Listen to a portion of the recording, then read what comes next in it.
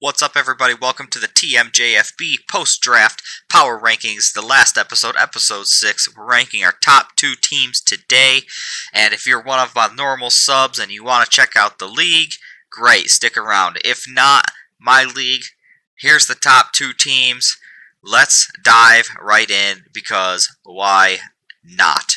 So we have 2 teams left. It's between Bayou and Structure Fire. And there has been a changing of the guard because Bayou is number 2. I have them at number 2 this year coming into the season.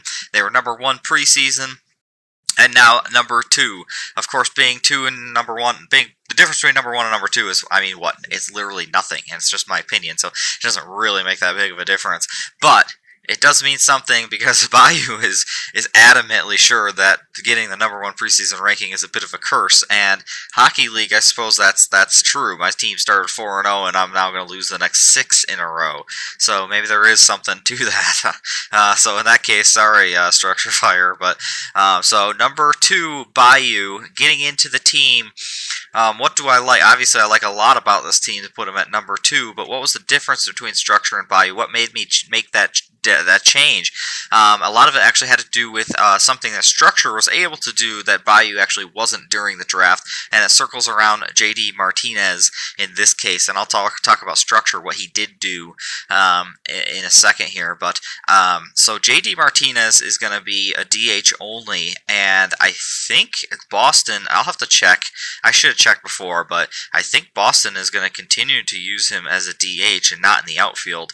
I really need to check. I hope for Bayou's sake he does play outfield, because essentially what has happened here is you have a little log jam between these 3 studs. It is obviously a good problem to have because one of them is going to play first between Alonso and Guerrero, and one of them is going to play util, most likely, right? And so J.D. Martinez, who doesn't have outfield, can't play util anymore, is going to find himself sitting the bench, or they're going to swap. Basically what I'm getting at is one of these 3 is not going to play every day, which is a pretty massive blow, if you ask me, to the amount of cap and the guy, the whole thing. So that is very, very unfortunate for me. Bayou has always been a studs and duds kind of approach, so he went out and got his studs. And, he kind of, I don't want to call these guys duds because Andrew Mccutchen is projected for like 530 points, which is more than, Dylan Carlson, is more than like a lot of the like kind of normal names that you hear. They were projecting him to do quite well again. It's kind of an old name that we just kind of let pass, and so that's a good pickup here. And I don't want to call Schwarber a dud because I think that he could have a really good bounce back year.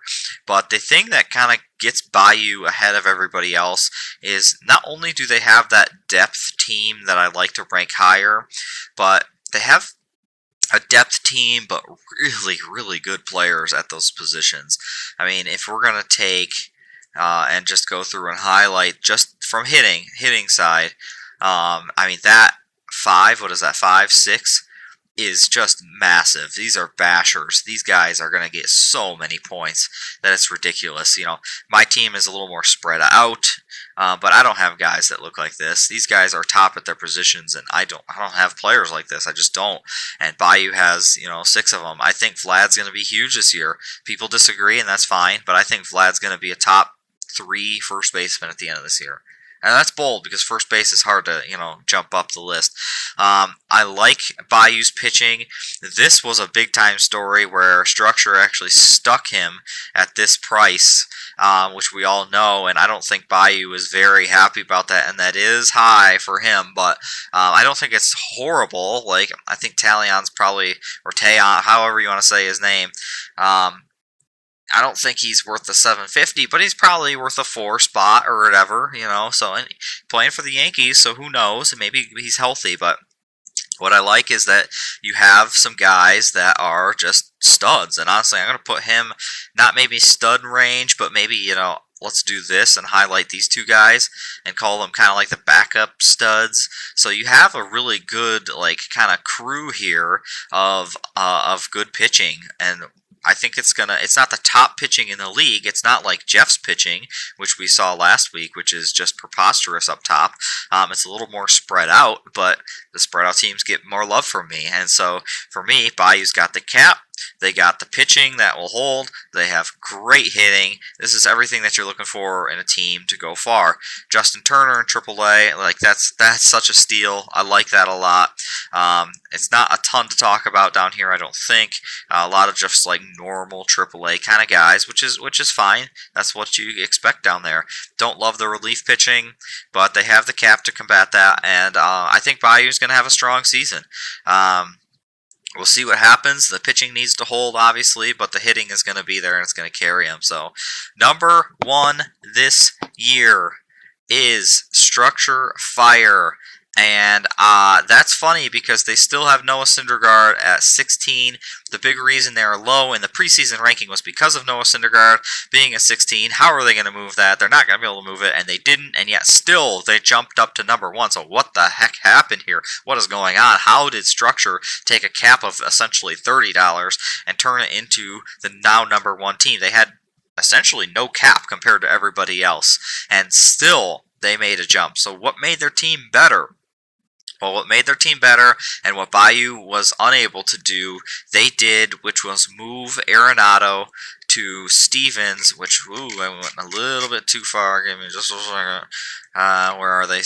Here was Arenado's deal, 2 years at $15.40, which isn't like a terrible contract, obviously. Like, Arenado's going to be a good player. I think he's going to be a little bit worse than he is in Colorado. Like, that's kind of how it is. So $15 isn't that big of a deal necessarily, but he saved $3 and got Trevor Story, who I think is a better player, and he put him at shortstop. So he also had Bregman and Moncada. So at the beginning of the season, it was Arenado, Bregman, and Moncada was somewhere down here. Just like Bayou, he had this kind of triple, who's going to play at Util? Well, Moncada's going to play the bench every single day. That's value that's just lost. It's gone. It's not gone, there's injuries and there's off days, but for the most part, about 80% of Moncada's value is going to just be lost to the bench, which is not good. Instead, they take an Arenado, not only make him better, in my opinion, move him to shortstop, but also get Moncada in the lineup at the exact same time. That move alone catapulted them up to maybe the number 2 spot or whatever. But as you kind of go through the rest of the team, every move they made I just really liked. Ian Happ, underrated. They have him projected in the mid 500s to score, this year, ESPN at least. Jeff McNeil at second base. This is who I wanted at second base. It just didn't happen. He's got outfield eligibility as well, so that is always a plus. And I talk about the depth kind of team, so what's going on down with the pitching here? I feel confident in just about every single one of the guys that I'm about to highlight here. And it's not like, here we go, there's another one. So 1, 2, 3, 4, 5, 6, 7. So if they're all pitching only 1 time a week, then Christian Javier, who's not bad, will have to start a game. Oh, big deal. So if nobody's on 2 starts, which somebody will be on 2 starts every week out of this crew, then Christian Javier is your fallback option. That is not a bad situation because, again, if you look at Ryan, we'll just take the team next to him. Here's 1, 2, 3, 4, 5, 6. So I need 2 more starts out of this. 7, I guess 8. That's a lot harder to get to than what Structure Fire's got going on here.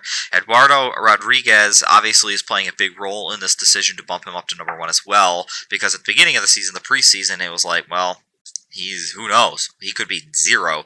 He could be a nothing burger, and these 2 guys are $25 worth of cap wasted. But it sounds like he's not only fine, he's going to be their opening day starter. So that is huge news here.